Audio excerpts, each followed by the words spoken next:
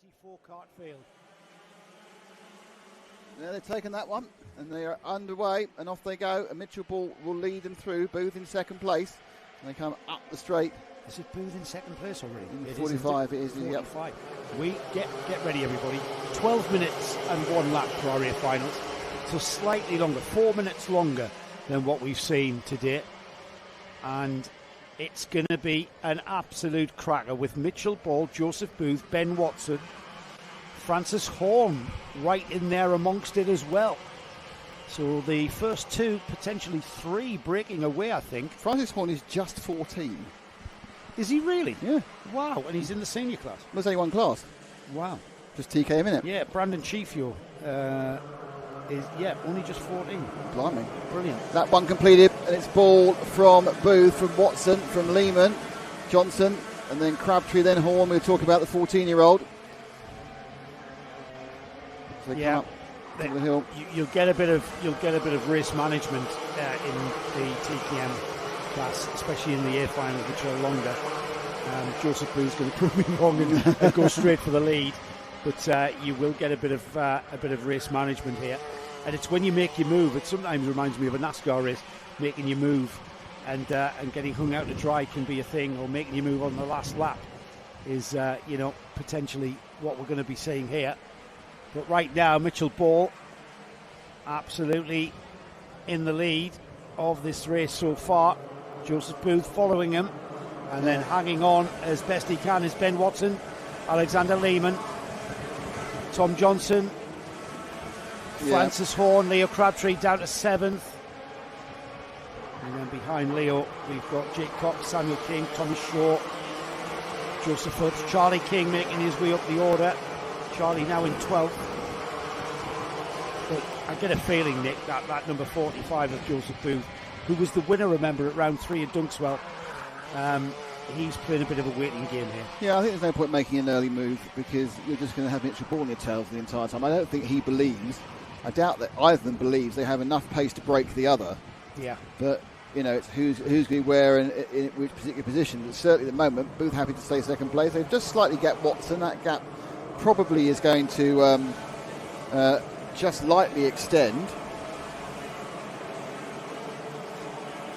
Out onto the straight up the hill towards Christmas. And the first two, a little bit of a cart's length gap to Ben Watson in third. Likewise, cart's length gap to Alexander Lehman and Tom Johnson. Francis Horn, the 14-year-old. We didn't know that. We hadn't been told that Francis was 14. He's running 6th at the moment. He's at the head of the third group, which is just coming down now. But they are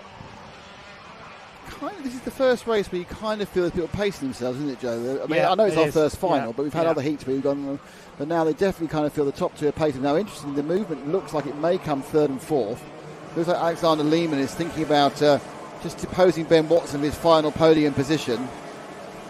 Well, we have just completed 4 laps, so we know the tyres are there. We know, as we've got move for third, is Alexander Lehman. Yeah, took Watson, looking racy. Now, will he drag Tom Johnson through with him? That's the question. But can Lehman bridge the gap to the two outstanding drivers of the season so far? Well, Tom Johnson has his classic motorsport teammate ahead of him in the form of that number 5, Ben Watson. So if you go to pass your teammate, you've got to make it clean, and he does make it clean. And this is what I mean about the way that these guys race in this class.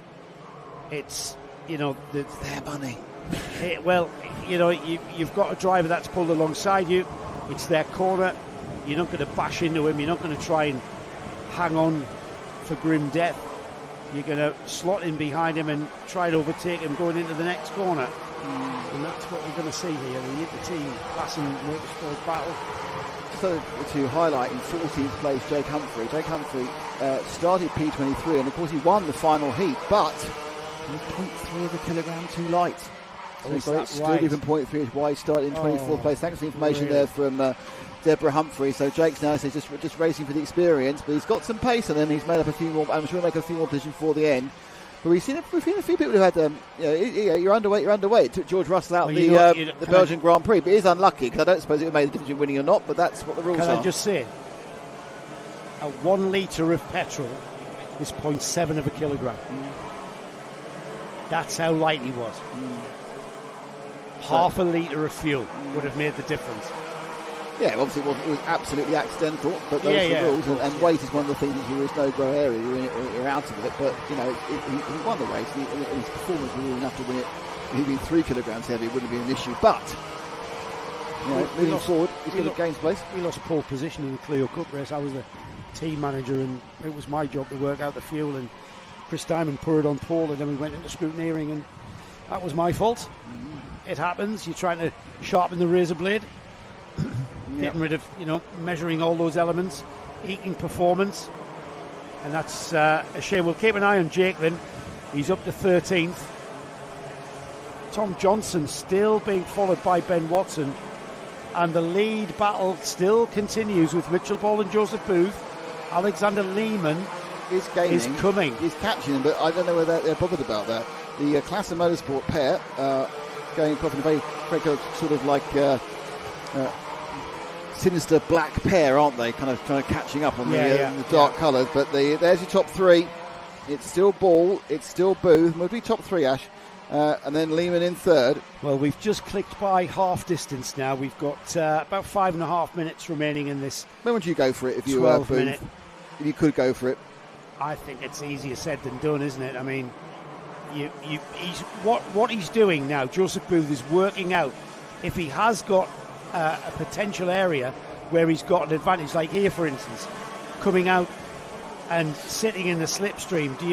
Mitchell Ball is absolutely on the edge of the braking efficiency of that card going into any braking area, and so is Joseph Booth. And they're not, when we say managing the pace, they're not backing off, they're not saving tyres, they're just, not giving it that little bit of, extra firing it into braking areas and being a bit ragged into the braking areas you would when you come to make that move.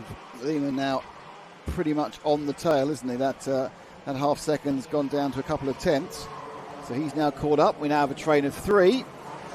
Whether that's of concern to Ball and Booth remains to be seen. Well, remember that Mitchell Ball and Alexander Lehman, I believe they're... Oh, there's the move for the lead. It's got there it. It is. And he went for it. He just decided that was it with 4.5 minutes to go.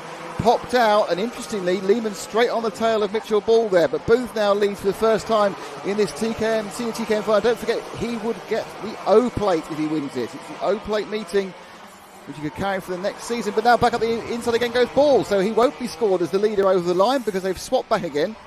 All this, of course, puts Lehman back into play. So interestingly, Joseph Booth hopped out, took him at the Christmas corner, the traditional overtaking place, and then diving up the inside of Chapman to take it back again was Mitchell Ball. So Mitchell Ball wants to lead this. He didn't want to follow him for a couple of laps. He wants to lead this the whole way. Yeah, I think so.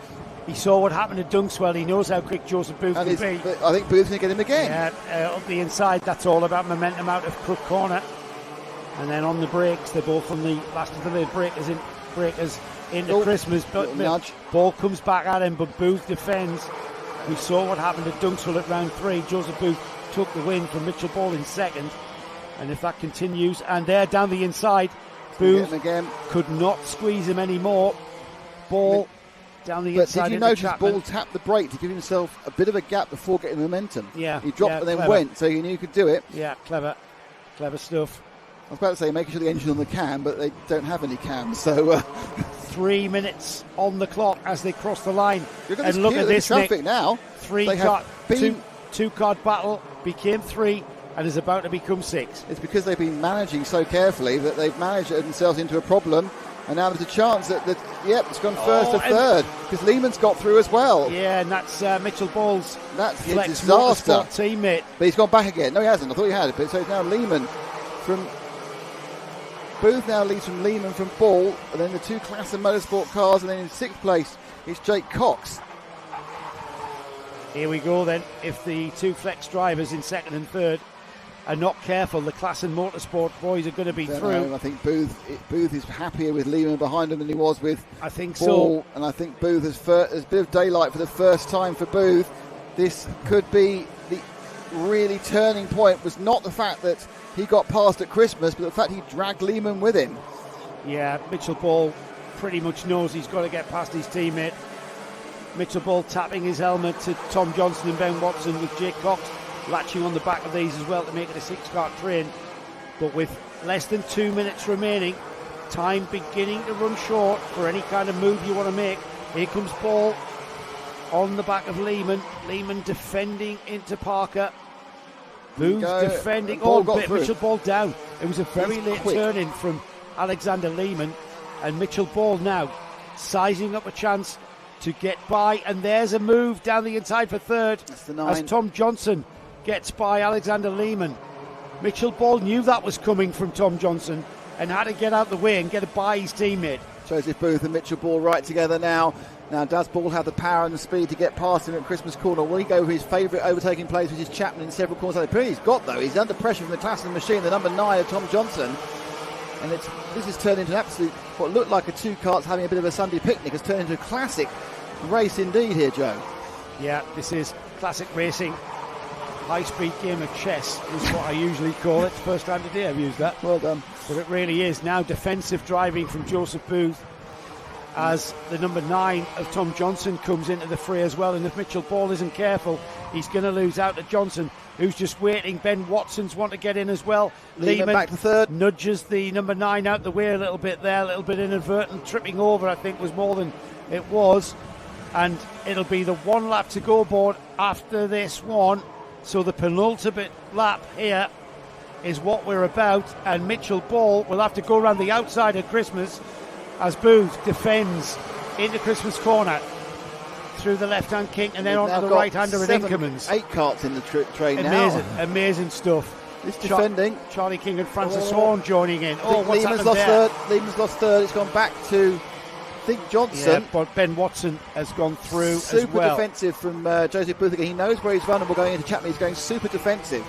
He's got no momentum coming up this straight, which is why we're just the entire, probably half the field now is joined in this train. Oh, look at this. Mitchell Ball is tripping over Joseph Booth there as they went out of the boot and towards the Nouvelle chicane.